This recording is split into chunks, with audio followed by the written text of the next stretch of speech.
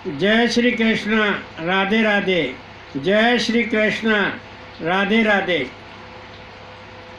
मुकुंद माधव जय गोविंद, केशव माधव हरि हरि। मुकुंद माधव जय गोविंद, केशव माधव हरि हरि। मुकुंद माधव जय गोविंद, केशव माधव हरि हरि।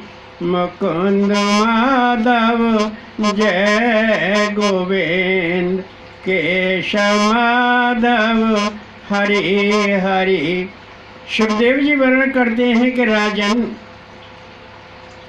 आपने पिछले कथा प्रवचन में भगवान कपिल द्वारा माता देवहूति को आत्मज्ञान और भगवत धर्म का उपदेश दिया। सांख्य शास्त्र का उपदेश दिया, तत्वों की संख्या बताई, भगवत स्वरूप बताया और मनुष्य की अधोगति कैसे होती है इसका भी श्रवण किया, और मनुष्य योनि किस प्रकार प्राप्त होती है ये सब आपने श्रवण किया। अब आपको इसी प्रसंग में आगे श्रवण कराते हैं कि जब भगवान कपिल ने अपनी माता देवहूति को सांख्य उपदेश दिया और सुनकर माता देवहूति बड़ी प्रसन्न हुई, मोह का पर्दा हट गया और भगवान की भक्ति में लीन हो गई। देवहूति ने कहा कि भगवान, ब्रह्मा तो निमित्त मात्र हैं, वास्तव में सृष्टिकार आप ही हैं। मैं आपका चिंतन करती हूँ और आपको बार बार नमस्कार करती हूँ। देवहूति ने अपने पुत्र अर्थात भगवान कपिल से कहा। सुखदेव जी वर्णन करते हैं कि राजन, आत्मज्ञान उपदेश देकर भगवान कपिल अपनी माता देवहूति से आज्ञा प्राप्त करते हैं, अपनी माता के चरण स्पर्श करते हैं और ईशान कोण की ओर चल देते हैं। देवहूति को बड़ा दुख हुआ, बड़ी पीड़ा हुई। देवहूति बड़ी संतप्त हुई कि मेरे पति भगवान के ध्यान में जंगल में जाकर समाधिष्ट हो गए और मेरा पुत्र भी चला गया। यह वियोग मेरे लिए असहनीय है। भगवान कपिल ने देखा कि मेरी माता देवहूति बड़ा दुख कर रही है, तो भगवान कपिल ने देव स्वरूप मूर्तवान होकर अपनी माता देवहूति को दर्शन दिए और माता देवहूति फिर उन्हीं के ध्यान में रत हो गई और हरि नाम रटने लगी और भगवान का ध्यान करते करते वह मोक्ष पद को प्राप्त हुई। देवहूति ने जहाँ मोक्ष पद की सिद्धि प्राप्त की, वह स्थान सिद्ध पद नाम से विख्यात हुआ। भगवान कपिल ईशान कोण की ओर चले गए और समुद्र के पास पहुँचे।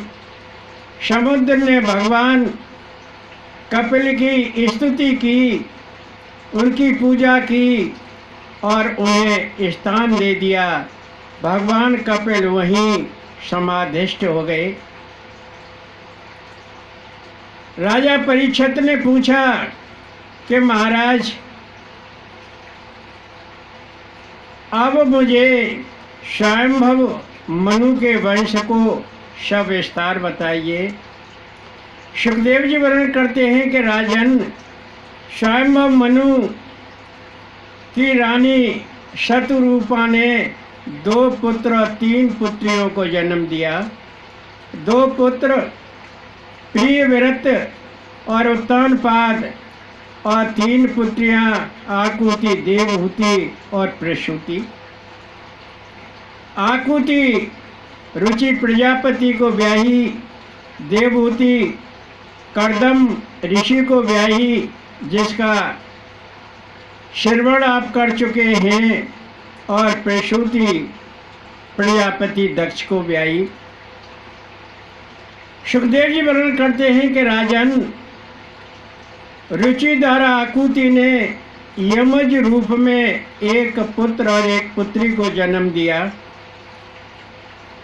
और पुत्र यज्ञ पुरुष कहलाया और पुत्री दक्षिणा कहलाई।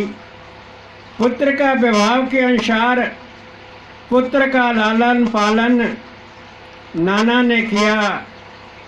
अर्थ हुआ कि स्वयंभू मनु ने किया, और दक्षिणा का लालन पालन आकुति ने किया।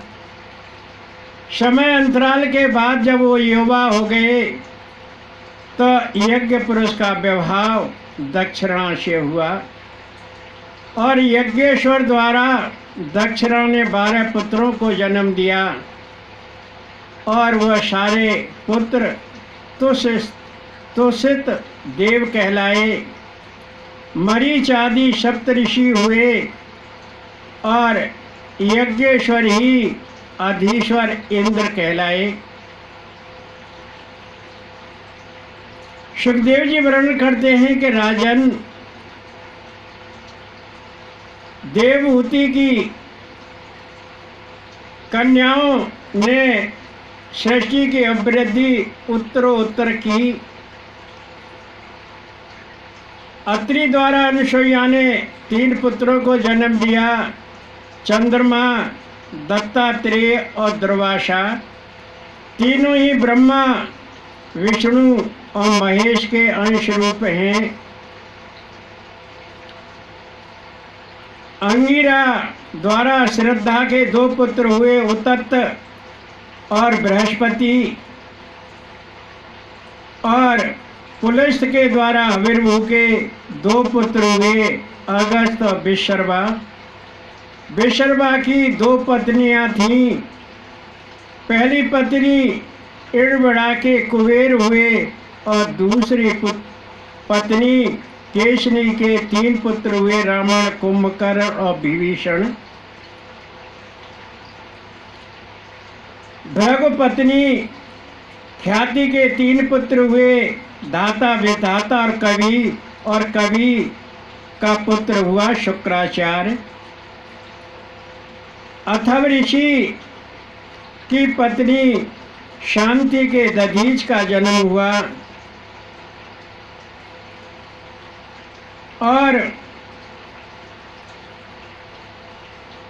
कृत्यु द्वारा क्रिया के 60,000 बाल खिल जन्म पाए। यह आपको संक्षिप्त में देवहूति की संतति का वर्णन श्रवण कराया है। सुखदेव जी वर्णन करते हैं कि राजन, दक्ष प्रजापति की पत्नी प्रसूति के 16 कन्याएं हुई। 13 कन्याएं धर्म को ब्याही, और 1 कन्या अग्नि को, और 1 कन्या पितृगणों को, और 1 कन्या सती शिव को ब्याही। सती ने यौवावस्था में ही अपने प्राण त्याग दिए, उसके कोई संतान नहीं हुई। इसका विस्तार से वर्णन आगे श्रवण कराएंगे।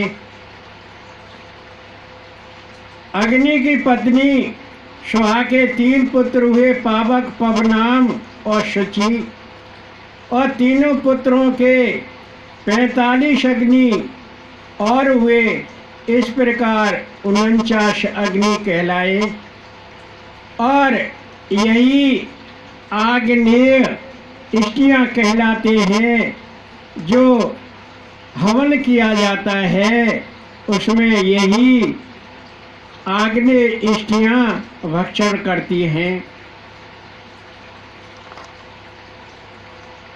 राजा परीक्षित ने पूछा कि महाराज, ससुर दक्ष और दामाद शिव में बैर क्यों था? सुखदेव जी वर्णन करते हैं कि राजन, अति सुंदर प्रश्न पूछा है। ऐसा प्रश्न किसी ने नहीं पूछा। यही प्रश्न विदुर जी ने मैत्रेय जी से पूछा था, और युधिष्ठिर ने नारद जी से पूछा था। एक बार देव सभा हुई। सारे देवगण, ऋषि मुनि हजारों की संख्या में उस देव सभा में पधारे, और अचानक दक्ष प्रजापति आए। सभी ने दक्ष प्रजापति का सत्कार किया, परंतु शिव ने दक्ष को प्रणाम नहीं किया। न उठकर खड़े हुए, न उन्होंने अपनी वाणी से उनको प्रणाम किया। दक्ष प्रजापति बड़े क्रोधित हुए कि सबने मेरा सम्मान किया है, लेकिन इस शिव ने मेरा सम्मान नहीं किया। क्रोध में भरकर दक्ष ने कहा कि शिव, तूने सत्कर्म का लोप कर दिया। तू अपवित्र है, अधर्मी है, तूने मर्यादा भंग कर दी। शमशान में भूत प्रेतों के संग रहता है, नंगा धड़ंगा घूमता फिरता है, और गले में हड्डियां लटकाए रहता है, और चिता की राख को अपने शरीर पर मिलता है। तू काहे का शिव है? तू अशिव है।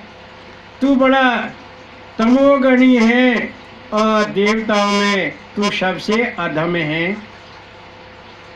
ब्रह्मा के कहने से मैंने अपनी पुत्री सती का विवाह तेरे संग कर दिया था। मुझे बड़ा पछतावा है।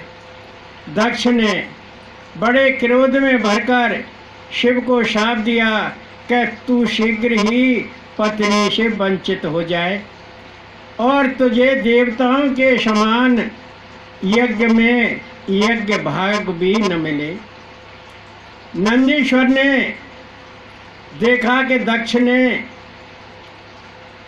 शिव जी को शाप दे दिया है, तो नंदीश्वर ने भी दक्ष को शाप दे दिया कि तुझे शीघ्र ही बकरा का मुंह प्राप्त हो। ब्रह्मा जी ने सब कुछ होता देखा, पर कहा कुछ नहीं। इसके बावजूद भी ब्रह्मा जी ने दक्ष को देवताओं का अधिपति नियुक्त कर दिया। सुखदेव जी वर्णन करते हैं कि राजन,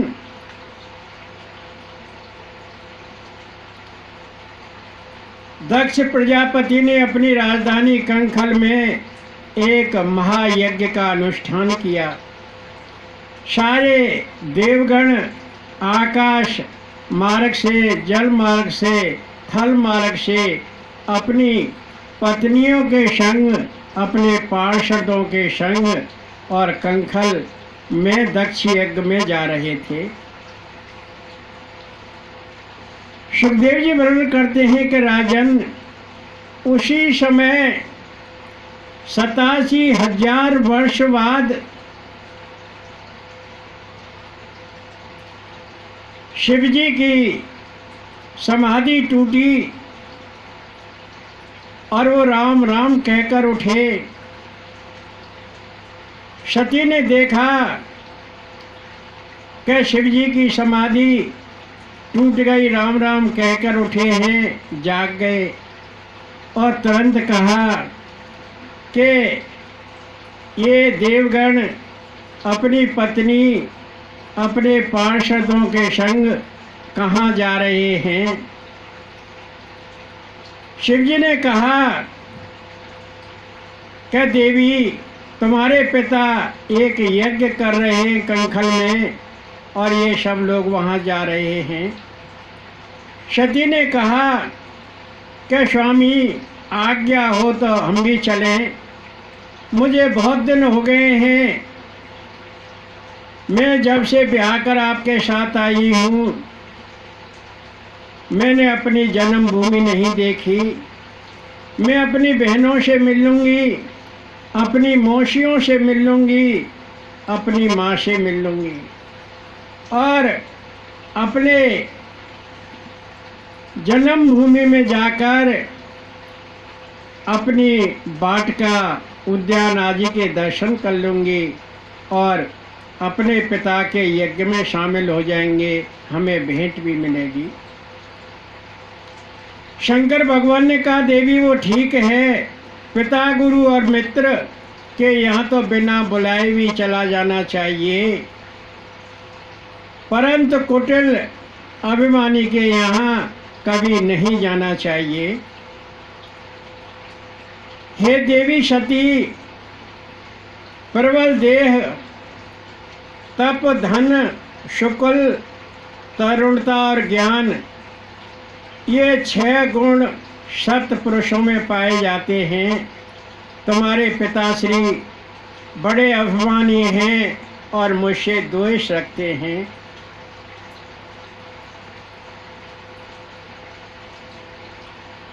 सती सुनकर बेहोश हो गई, वह रोने लगी, टप टप आंसू गिरने लगे। लेकिन उसने विचार किया कि मुझे अवश्य चलना चाहिए। सुखदेव जी वर्णन करते हैं कि राजन, फिर भी सती अपने पिता के घर के लिए चल दी। शंकर भगवान ने सोचा कि अब इससे मेरा पुनः मिलन नहीं होगा, इसलिए उन्होंने उसके साथ में सती के खेलने कूदने और वस्त्र आभूषण जितनी भी सामग्री थी, श्रृंगार इत्यादि की सब रखवा दी और नंदीश्वर को साथ भेज दिया, शिवगणों को साथ भेज दिया। नंदीश्वर और लेकर उसको कंखल में पहुँचे। सती ने दक्ष के यज्ञशाला में प्रवेश किया और पहचान ना तो दूर, दक्ष ने अपनी पुत्री सती की तरफ देखा तक नहीं। सती बड़ी अपमानित हुई, बड़ी तिरस्कृत हुई और उसने देखा कि सब देवों का यज्ञ भाग निकला हुआ है, शंकर भगवान का तो न यज्ञ भाग निकला हुआ है, न उनका आसन लगा हुआ है, जबकि वह तो महादेव हैं। सती ने देखकर बड़ी पीड़ा की और सती कहने लगी अपने पिताजी से, पितु शंकर सेन बड़ बेलोका, उनका नहीं प्रिय प्रिय लोका, प्रियतमा वही देहधारी, किसी से बैर नहीं जगकारी। हे पिताश्री, आप शंकर भगवान से बढ़कर नहीं हैं, उनका इस संसार सागर में न कोई प्रिय है न कोई अप्रिय। आपने उनसे बैर बांध लिया है ये अच्छा नहीं किया। दोष देवन किया अपमाना, पिता श्री मम खेद बहु नाना। शिव द्वयाक्षर नाम एक बारा, जो जन ले उतरे भव पारा। हे पिताश्री, आप उनको दोष देते हैं, आपने उनका अपमान किया है। पिताश्री, इस संसार सागर में उनका कोई न प्रिय है न अप्रिय।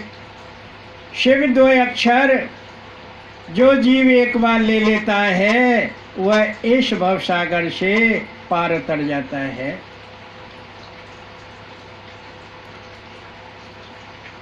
सुखदेव जी वर्णन करते हैं कि राजन,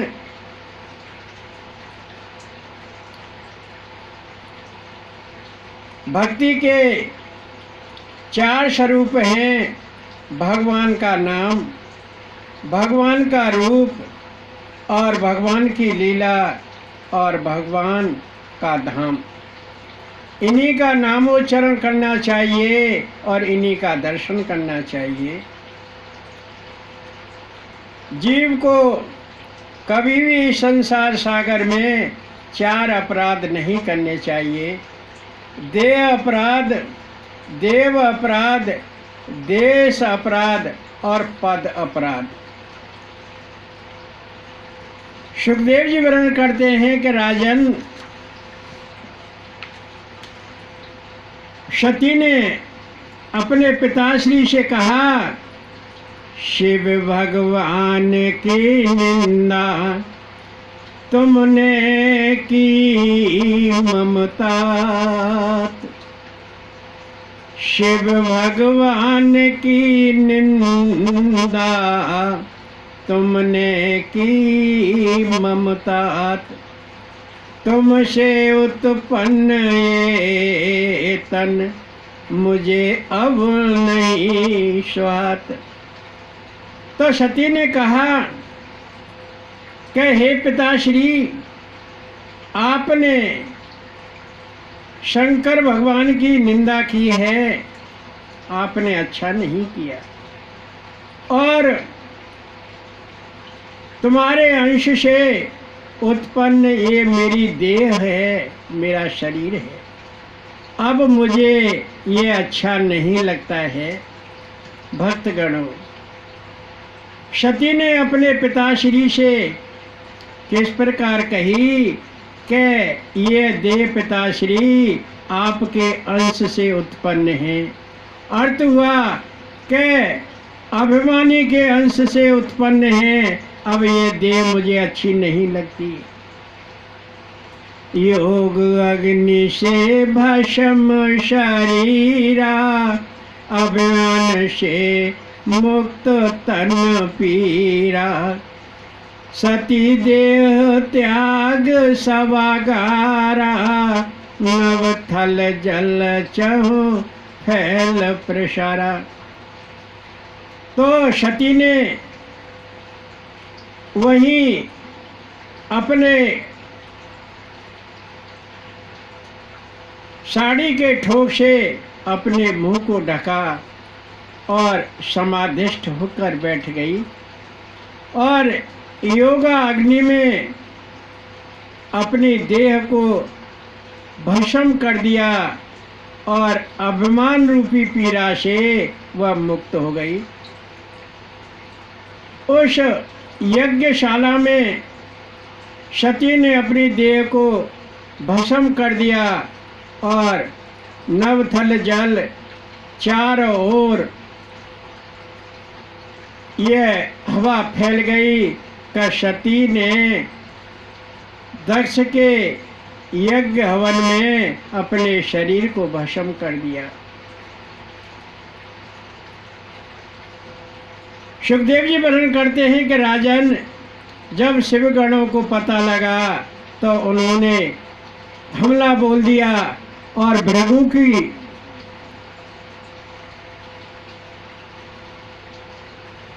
खूब पिटाई की और सारे यज्ञ को तहस नहस कर दिया। भृगु ने दक्षिणा आहुति से ऋभु नाम के देव प्रकट किए और उन भृगु नाम के देवों ने मार मार कर शिव गणों को भगा दिया। नारद जी ने यह दृश्य वहाँ होता हुआ देखा और जाकर भूतनाथ शिव जी को जाकर बताया। शिव जी ने गुस्सा में अपनी एक जटा उखाड़ी और पृथ्वी पर मारी। एक दिव्य पुरुष प्रकट हुआ जिसका नाम वीरभद्र है। वीरभद्र के 1000 हाथ हैं और 3 नेत्र हैं। वीरभद्र ने शिव जी के कहा कि मुझे आज्ञा दीजिए भगवान, मैं क्या करूं? कि आप कंखल जाओ और वहाँ दक्ष का यज्ञ तहस नहस कर दो। वीरभद्र ने दक्ष पर हमला बोल दिया और मणिमान ने भृग को पकड़ लिया। वीरभद्र ने दक्ष को पकड़ लिया। सारा यज्ञ शिवगणों ने तहस नहस कर दिया। चंडीश ने पूषा के दांत तोड़ दिए, नंदी ने भगदेव के दांत तोड़ दिए और भृग की दाढ़ी मूंछ उखाड़ दी। वीरभद्र ने दक्ष का सिर काटकर यज्ञ में हवन कर दिया, अर्थात भस्म कर दिया। सुखदेव जी वर्णन करते हैं कि राजन, सब देवता एकत्र होकर ब्रह्मा जी के पास गए और ब्रह्मा जी को सारा वृत्तांत कह सुनाया। ब्रह्मा जी ने कहा कि देवो, तुमने महादेव का यज्ञ भाग भी नहीं निकाला, न उनका आसन लगाया।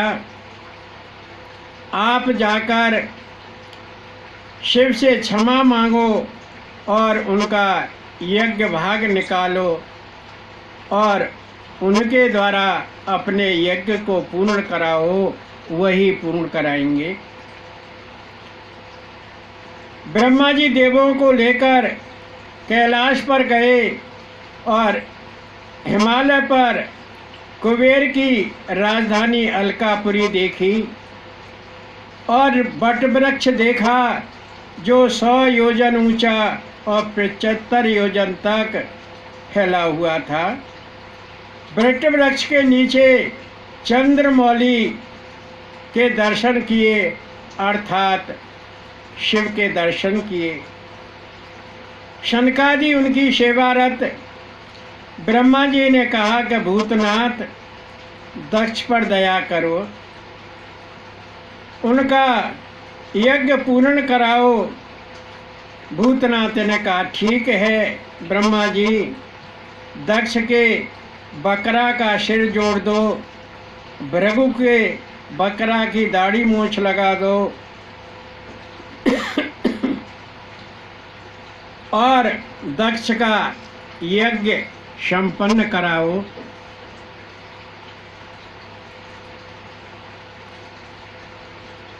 इस प्रकार दक्ष का यज्ञ संपन्न हुआ।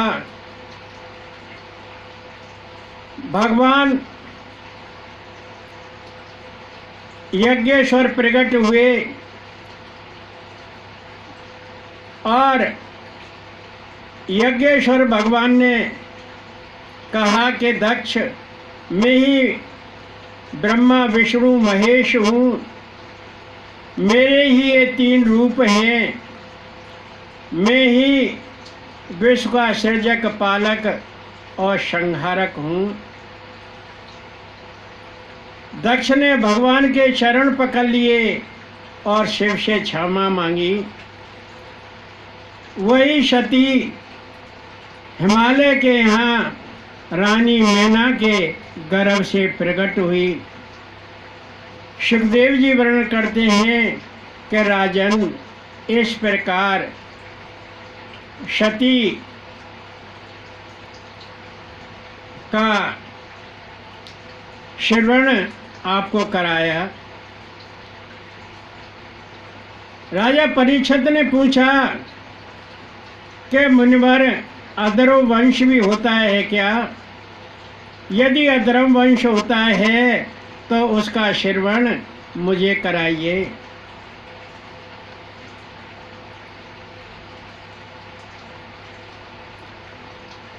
राधे राधे गोविंद गोविंद राधे, राधे राधे गोविंद गोविंद राधे, राधे राधे गोविंद गोविंद राधे, राधे राधे गोविंद गोविंद राधे, राधे राधे गोविंद गोविंद राधे, राधे राधे गोविंद गोविंद राधे। शिवदेव जी वर्णन करते हैं कि राजन, आपने बड़ा अद्भुत प्रश्न पूछा है। ऐसा प्रश्न किसी ने नहीं पूछा आज तक। हाँ, ब्रह्मा का एक पुत्र अधर्म भी है जो ब्रह्मा की पीठ से हुआ है, और अधर्म की पत्नी मृषा है, और अधर्म और मिश्रा के द्वारा यमज रूप में एक पुत्र और एक पुत्री का जन्म हुआ। उनका नाम है दंभ और माया। दंभ और माया पति पत्नी बने, जबकि बहन भाई हैं, अधर्म है ना। तो दंभ और माया के द्वारा यमज रूप में एक पुत्र और एक पुत्री का जन्म हुआ। पुत्र लोभ कहलाया और पुत्री निःसृति कहलाई छठ। सुखदेव जी वर्णन करते हैं कि राजन, समय अंतराल के बाद लोभ और निकृति का विभाव हुआ, और लोभ और निकृति के द्वारा यमज रूप में क्रोध और हिंसा नाम की पुत्री पैदा हुई।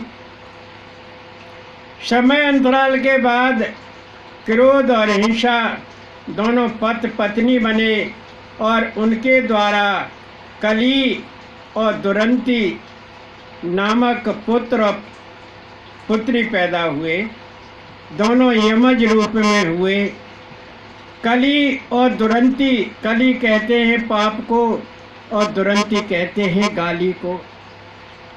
दोनों पति पत्नी बने, और कली और दुरंती के द्वारा भय और मृत्यु नामक पुत्र और पुत्री पैदा हुए।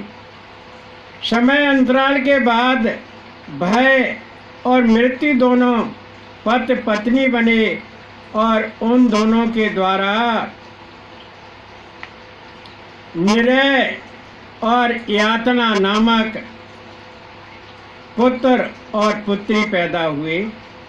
निरय कहते हैं नरक को, और यातना कहते हैं जो दंड दिया जाता है।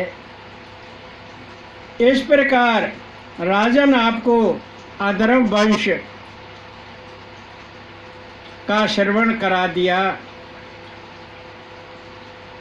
सुखदेव जी वर्णन करते हैं कि राजन, पाप को जीव स्वयं भोगता है, और पुण्य को तो अन्य लोग भी उसका लाभ उठाते हैं। वेद का अर्थ है जानना। बड़े बड़े विद्या विशारद भी वेद के अर्थ को नहीं जान पाते हैं। मनुष्य की तो बिसात ही क्या है। सुखदेव जी वर्णन करते हैं कि राजन, प्रश्न 4 प्रकार से पूछे जाते हैं। पहला मूर्खता से, यानी मूर्खता से। दूसरा अज्ञानता से, जिसे ज्ञान नहीं है लेकिन फिर भी प्रश्न पूछ रहा है। और तीसरा अभिमान से। उत्तर क्या है, क्या देगा क्या नहीं देगा, लेकिन उसने प्रश्न जरूर पूछना है, उसे घमंड है। और चौथा, जिज्ञासा से। जो जिज्ञासा से पूछता है, जिसको उत्तर जानने की इच्छा है, वही प्रश्न पूछने का अधिकारी है। ये पहले तीन, मूर्खता से पूछने वाले, अज्ञानता से पूछने वाले और अभिमान से पूछने वाले, तो ये व्यर्थी अपना समय बर्बाद करते हैं। सुखदेव जी वर्णन करते हैं कि राजन, इस प्रकार मनु वंश का सविस्तार आपको बताया। राजा परीक्षित ने पूछा कि मुनिवर, मनु वंश में उसके पुत्रों का श्रवण कराइए, चरित्र बताइए। सुखदेव जी वर्णन करते हैं कि राजन, ब्रह्मा के पुत्र सनकादि, नारद, अंश, अरुणी, यति, ऋभु ने नैष्ठिक ब्रह्मचर्य व्रत का पालन किया।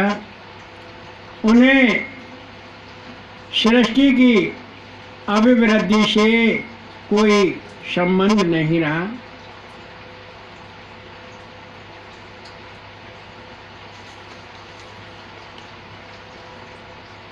आइए भगवान का नामोच्चारण कर लेते हैं एक भजन के द्वारा।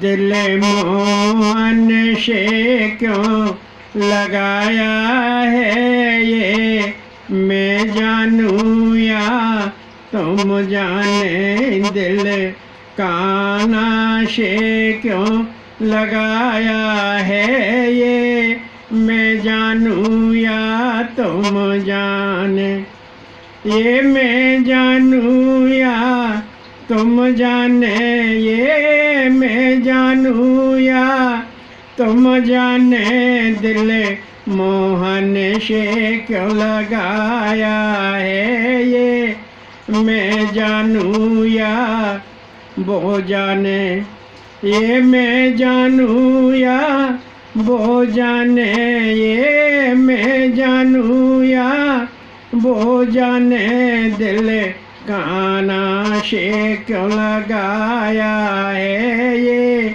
मैं जानूं या वो जाने। हर बात निराली है उसकी, हर बात में है एक टेढ़ापन, हर बात निराली है उसकी, हर बात में है एक टेढ़ापन, दिल टेढ़े पे क्यों लगाया है ये, मैं जानूं या वो जाने, दिल मोहन से क्यों लगाया है ये, मैं जानूं या वो जाने। जितना दिल ने तुझे याद किया, उतना जग ने बदनाम किया। जितना दिल ने तुझे याद किया, उतना जग ने बदनाम किया। बदनामी का फल क्या पाया है ये, मैं जानूं या वो जाने, दिल छलिया से क्यों लगाया है ये, मैं जानूं या वो जाने, ये मैं जानूं या वो जाने, ये मैं जानूं या वो जाने, दिल काना से क्यों लगाया है ये, मैं जानूं या। मुरली ने दिल दीवाना किया, मुझे जग से बेगाना किया। मुरली ने दिल दीवाना किया, मुझे जग से बेगाना किया। मन नच कैया पर क्यों आया है ये, मैं जानूं या वो जाने, दिल काना से क्यों लगाया है ये, मैं जानूं या वो जाने। मिलता भी वो मिलता भी नहीं, मेरी नजरों से हटता भी नहीं।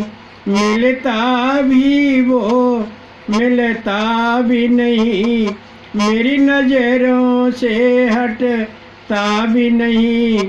ये कैसा जादू चलाया है ये, मैं जानूं या वो जाने, दिल मोहन से क्यों लगाया है ये, मैं जानूं या वो जाने।